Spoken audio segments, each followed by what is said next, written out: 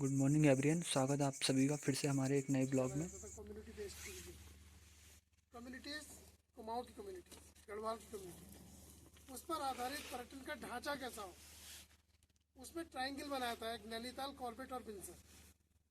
सो बिनसर की जो देख रेख है, यहाँ की जानकारियाँ हैं, यहाँ के संरक्षण के जो कार्यक्रम हैं, उनमें पूरी तरीके से स्टेट गोपाल सिंह बिजी के परिवार का रहा है। और आसपास के जो गणमान्य, जो जागरूक और जो समर्पित योग्य लोग थे उस वक्त पे। तो आज ये जो टूरिज्म का ढांचा आपको दिख रहा है गांव-गांव में, चाहे वो कटघरा हो, चाहे गुलाब हो, चाहे सात्री हो, चाहे दलाड़ हो, सो उसमें पर्दे के पीछे जो रोपण का काम किया है, बुनियादी काम किया है, वो आप ही हैं।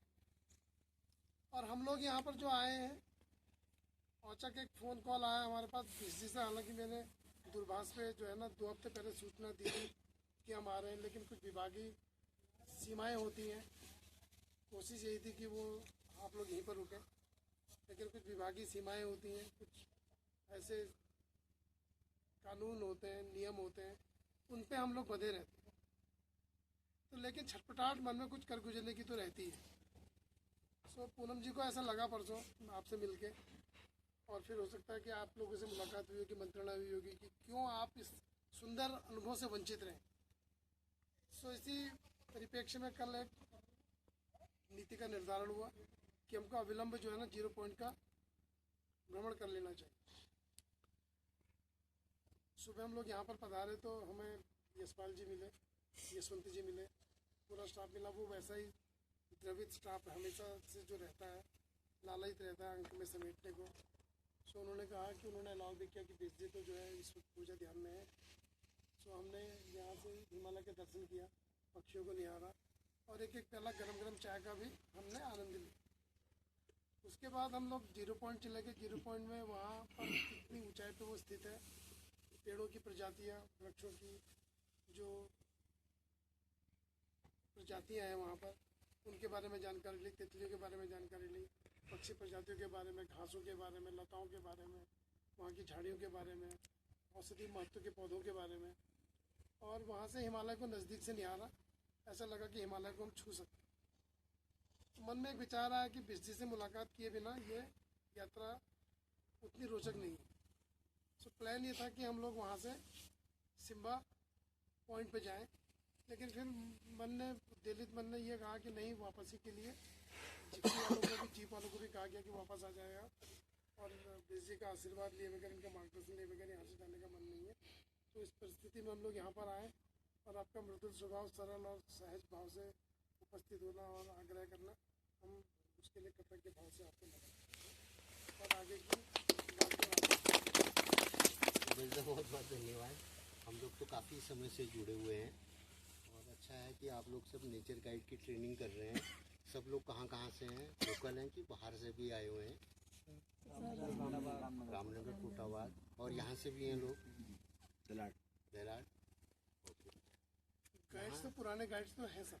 हाँ, जैसे दीपक जोशी हैं, और ये इसमें भुवन भी है अभी, संतोष हैं, और एक और है जोशी।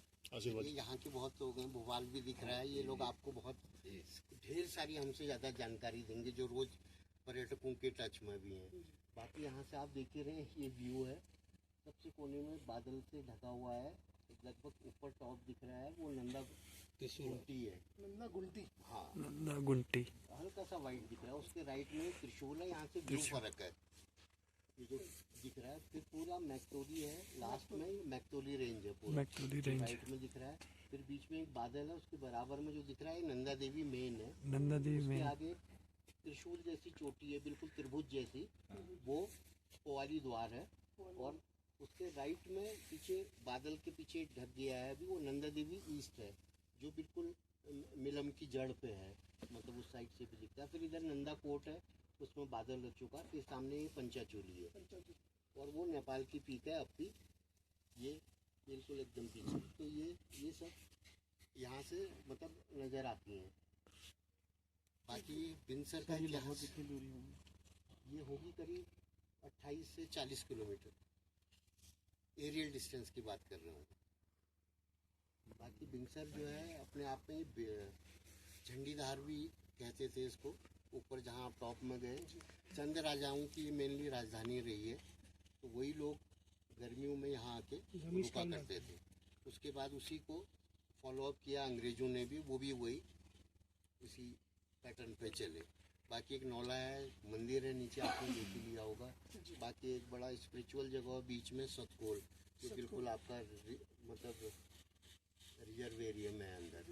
सतकोल, वहीं से ये पानी का स्रोत नीचे को निकल के आ रहा है, उसी से सब पानी। बाकी यहाँ का पानी बहुत अच्छा है। हम लोग जो पानी यूज करते हैं जनरली, मुझे बताया गया कि बरसों पहले अंग्रेज़ों के लिए भी वही जाता था, और उससे पहले चंद राजाओं के लिए भी वो पानी जाया करता था यहाँ से।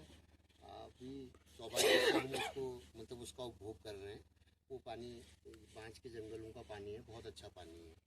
तो आप लोग पानी और चाय का आनंद ले सकते हैं। बाकी हमारे पास एक लड़का आप ही की तरह जो सामान्य यहाँ गाइड का काम करता है, वो भी आपको अनुभव बताएगा। आपको ज़्यादा अच्छा लगेगा उससे बात करके। जद्दी से। ठीक है, हम लोग यहीं पे रहते हैं। हाँ हाँ प्लीज़, मैं भेजता हूँ उसको। धन्यवाद अदा करते हैं।